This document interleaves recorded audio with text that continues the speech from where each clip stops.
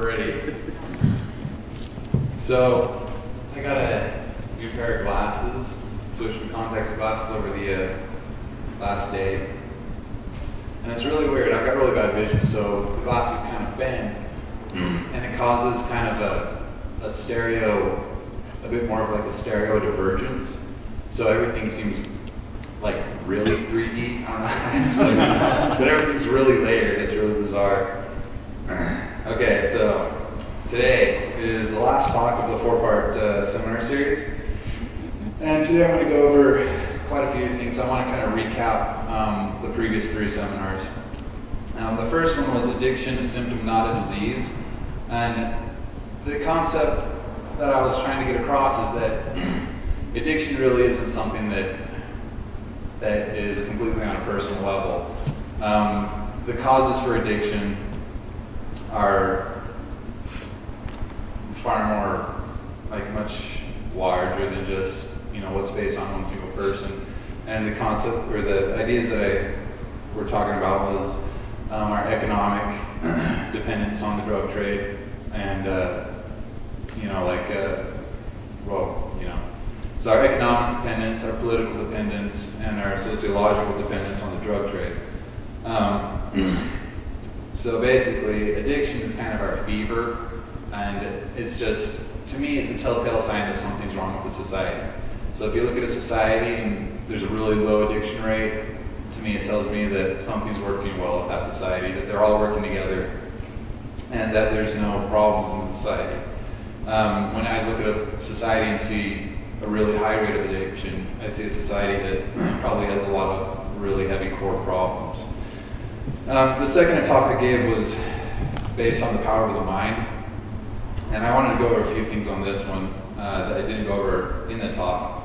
The talk was called Mind Over Mind, Mind Over Body, Mind Over Matter, and I gave a bunch of examples on how to control the mind and control your thoughts as you have unwanted thoughts arise. I talked a lot about how the mind can actually influence the body to the point to, like what I said, people with multiple personality disorder actually have to carry around several pairs of eyeglasses because as they change personality, their prescription changes so drastically that they have to actually change eyeglasses.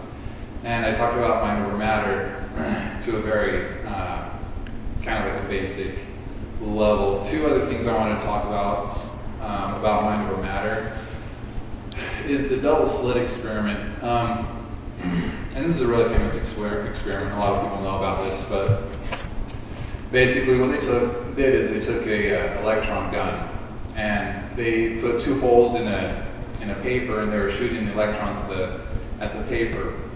And what they noticed was, as they were gathering the electrons on the background, as they were passing through the holes, it developed an interference pattern. So a really good visualization of this is if you were standing over a pond and you dropped 2 pebbles simultaneously, and the ripples kind of spread out, and as they started to interact, the interference patterns would be where the ripples cross each other. So they would see several lines across the backboard.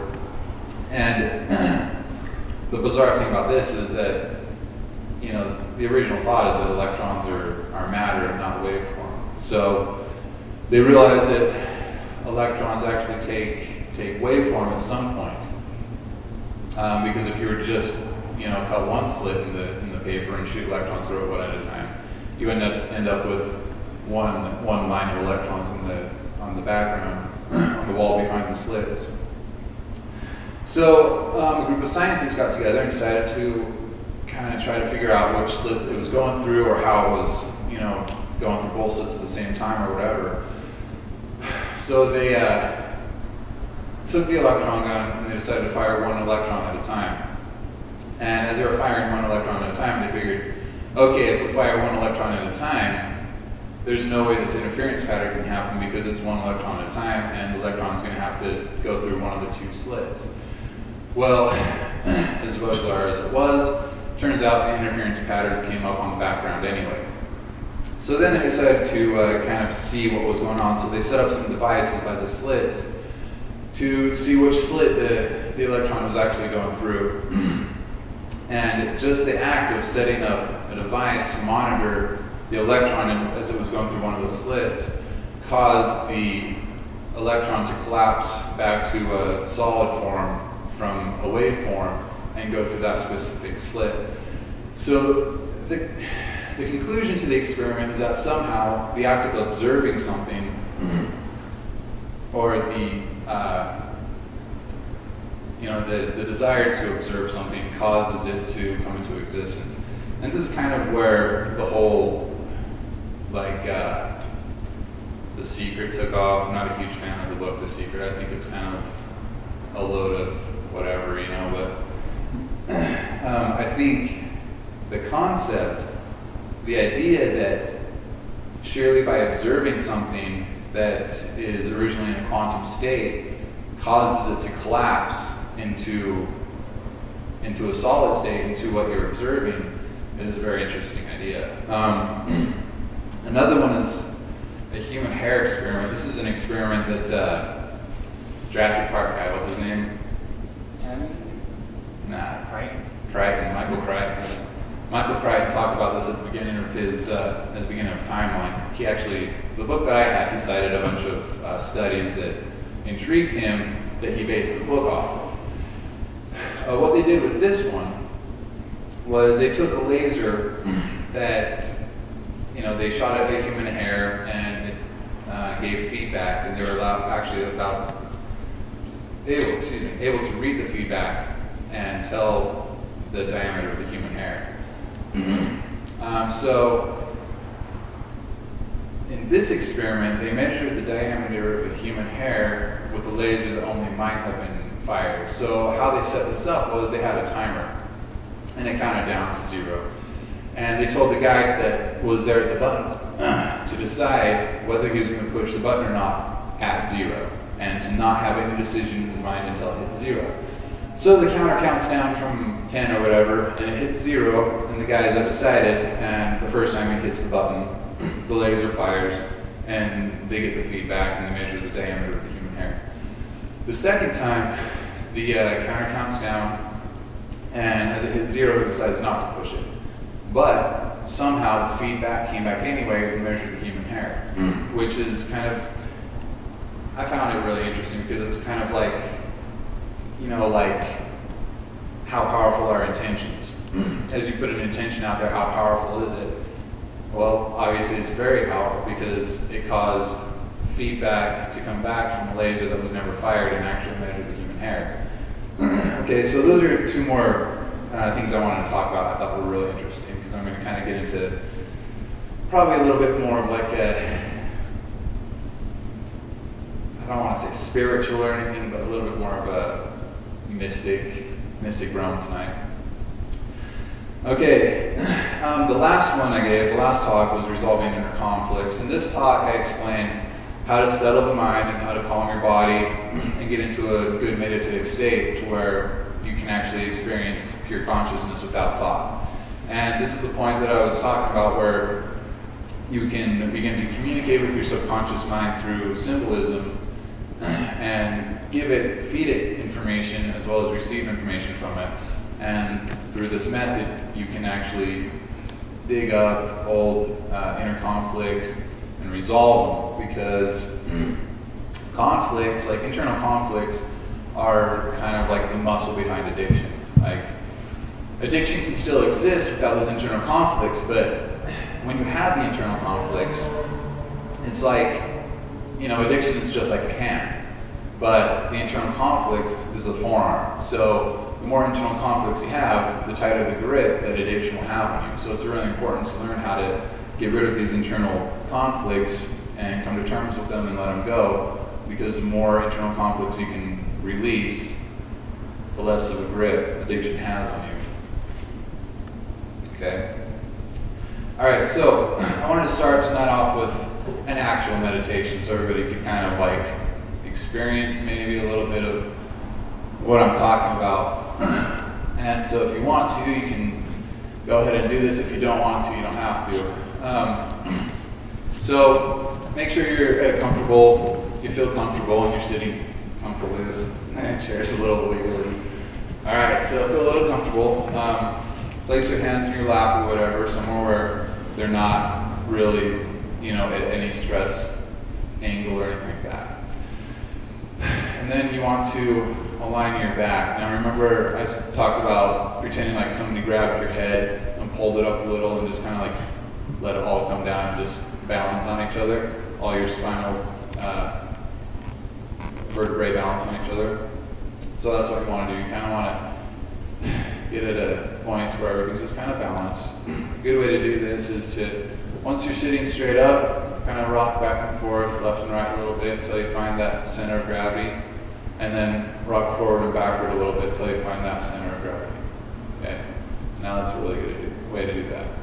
So, you want to close your eyes, and you want to begin your breathing exercise. So it's just really simple. Just in through the belly. Remember, don't breathe with your chest, breathe from your belly. So as you breathe in, your belly expands. As you breathe out, your belly comes in. And you want to just count to 10. Say it a few times, do it 2 or 3 times, 1 through 10. So 1, 2,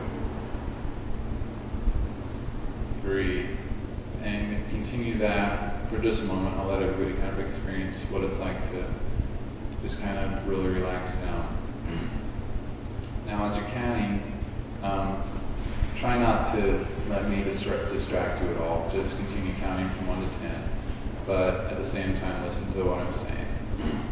Start from the top of your head, and as you come down, notice your eyebrows, and try to just let those relax. Just notice your eyebrows might be a little tense, let them relax. Your eyelids might be kind of tightly shut. Just let those relax too. Just let them kind of relax and come to a state of, no tension at all. There's an area right behind your ears and above your ears where there's muscles that hold a lot of tension. Try to notice those. If they're tensed up, try to relax them. As you move down, notice your cheek muscles. A lot of tension stored in the cheek muscles. And you want to come down a little bit more on your jaw muscles. Your jaws store so much tension. Just, if they're tense, relax. Don't drop your jaw, just relax your jaw muscles. Now underneath your bottom lip, right above the cleft of your chin, there's a little muscle there that tenses up a lot. Try to relax that. Now what I want you to do is go through those muscles one more time, because it's pretty common to tense those muscles back up after you relax, especially when you're beginning a meditation. So go through them all one more time. Your eyebrows, your eyes, your cheeks, your ears, your jaw, under your lip. Now go down to your neck. Neck muscles can get really tense, so you just want to relax your neck muscles and your shoulder muscles. Let your shoulders just drop. Don't try to hold them up with your shoulder muscles, just let them drop. Okay, neck and shoulder muscles. Go over them a couple times, make sure they're totally relaxed.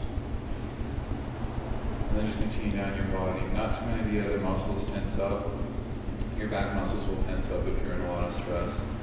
Just kind of go through all the muscles in your body slowly, all the way down to your feet. Do it a couple times. Your muscles will tense back up. It's just common when you're trying to get into a good meditative state, but they will tense back up. So just kind of go over them a couple of times, make sure they're nice and relaxed.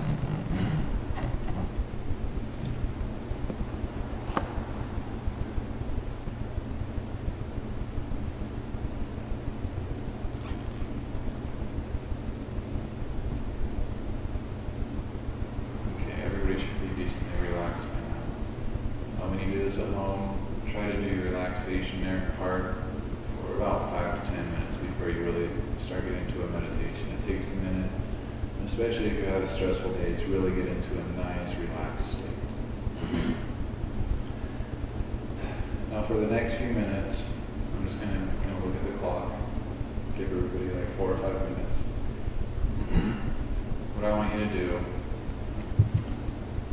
is just notice thoughts. Don't think about anything in particular. As a thought arises in your mind, just acknowledge that it's there, but let it go. Just kind of as the thoughts come into your mind, just acknowledge that they're there,